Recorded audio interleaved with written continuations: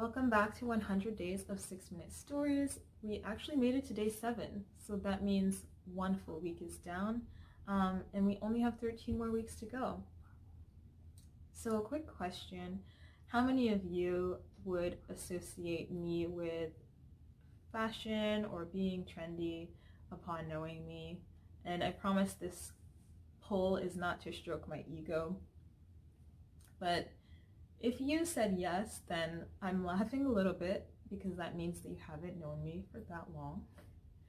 If you kind of were like, it's questionable, it's gotten better as you've gotten older, that means that you remember and know me from a very early age.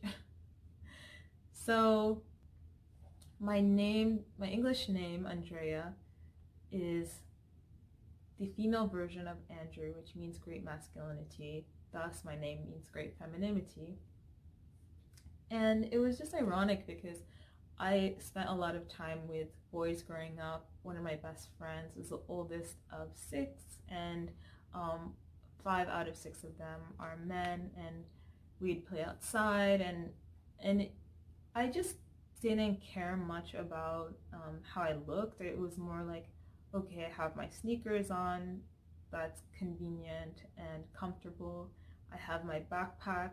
I don't understand purses, they don't fit anything, so I can carry everything that I need in my backpack. So it was more about efficiency and comfort than style for me. So a couple people that this really bugged included my twin sister, who, if you know her, you know she is extremely stylish. She is great with makeup and she knows everything about how to take care of hair. She used to read fashion magazines in an RSS feed that she had growing up every day. You know, you wouldn't be able to get access to the computer because she had to read all the magazines to keep up on her trends. And my older sister and my mom both have modeling experience, and my mom went to a modeling school in her 20s, and my older sister has done runway and she's been on the Tyra Banks show. So I figured everyone else has it sorted out. I don't need to worry about it. There doesn't need to be all 4 females caring about fashion in the family.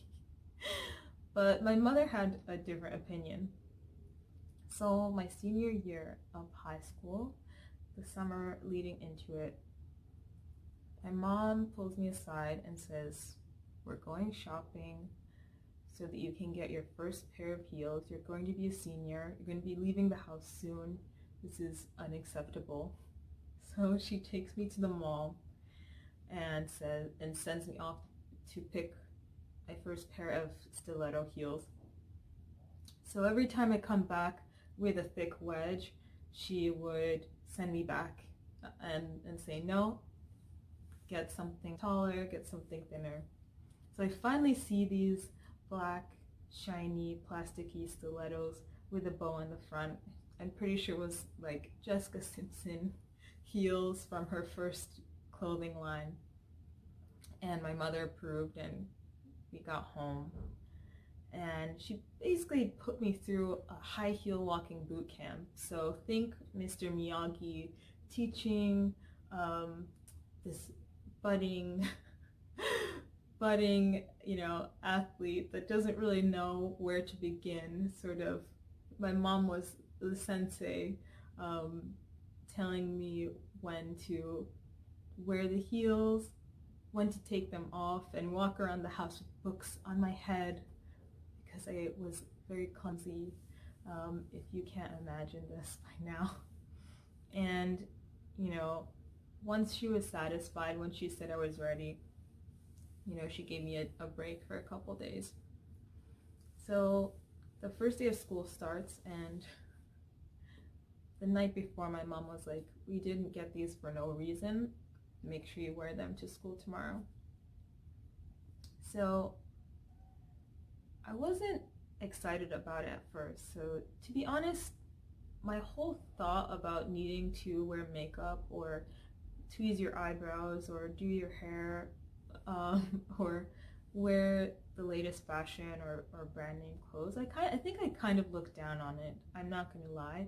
I felt all of this pressure being a girl and needing to wear, like, why should I wear earrings when I lose them all the time? Or why should I need to wear high heels when I can't get to places as quickly as I would want to?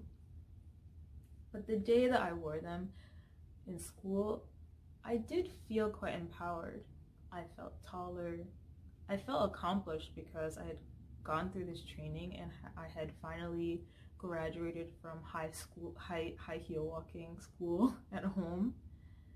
And I also just finally understood the impact that my mother was trying to make.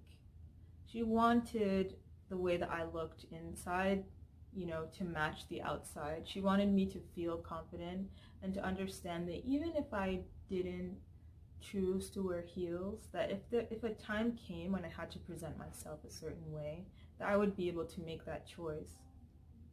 So as I got older, I don't wear makeup all the time. I think I've worn it twice in these videos even. I don't shop a lot. Maybe I do one big shop for the year, which is like 10 new pieces and donate the rest, and everything else I own are hand-me-downs. But I do appreciate the value that being feminine is really however you define it, and that I can appreciate one woman's ability to walk in high heels and another woman's cool sneaker choice, and know that there's no difference in comparison. It's about how they carry themselves and how they feel.